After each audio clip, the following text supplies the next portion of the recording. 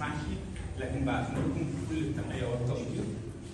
وبيعلنوا انضمامهم لاي عمل هتكون به الحمله، ابتداء من جمع التوقعات لاي فعاليات اخرى،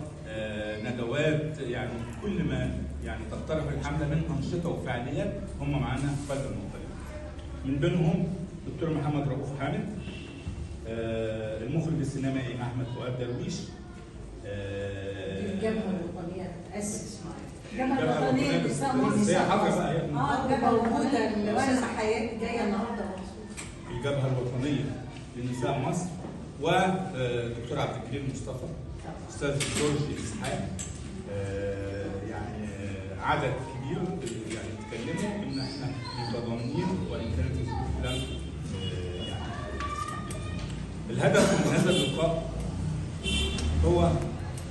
الاساس، واحنا اعتبرناه اجتماع تحضيري لاعلان الحمله الشعبيه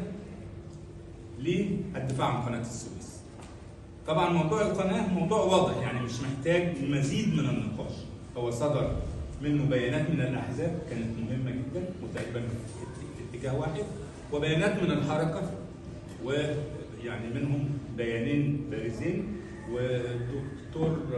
طلعت خليل النائب المحترم يعني صاغ للحركه المدنيه بيان مهم جدا، وكل ما هو يرتبط يبقى فيه دعوه لكل الاطراف التي تعارض هذا الاتفاق الخطير او مشروع القانون، وهو حتى الان مشروع قانون، لانه يعني لم يقر اجمالا، لكن بعد كده لازم يقدم كماده ماده ويتم التصويت عليه ماده ماده، ثم بعد كده يصدر عن المجلس مجتمعا، ثم بيروح لرئيس الجمهوريه وبيروح لمجلس الدوله المفروض، وبيروح وبعدين ينشر في كتاب رسمي. فطبعا كل ده حاجات ممكن تتسلق في ساعات، لكن احنا يعني اصرينا منذ اللحظه الاولى ان هذا الموضوع لن يمر.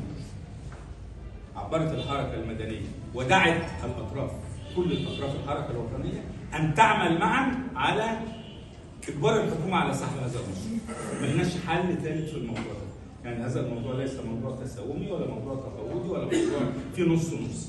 في موضوع بيرتوي على تهديد، وهذا التهديد واحنا يعني كفانا ما جرى في السنوات الاخيره. فالحركه بهذا المعنى بفضل واسعه وتضم كل القوى الوطنيه كيانات وافراد ممن يلتقون حوالين هذا الهدف وممن يلتزمون بالمسارات السلميه في ابداء معارضتهم، لانه الحركه عندها هي بنفسها كده وضعت ضوابط على نشاطها، منها ان احنا سوف نخوض هذه المواجهه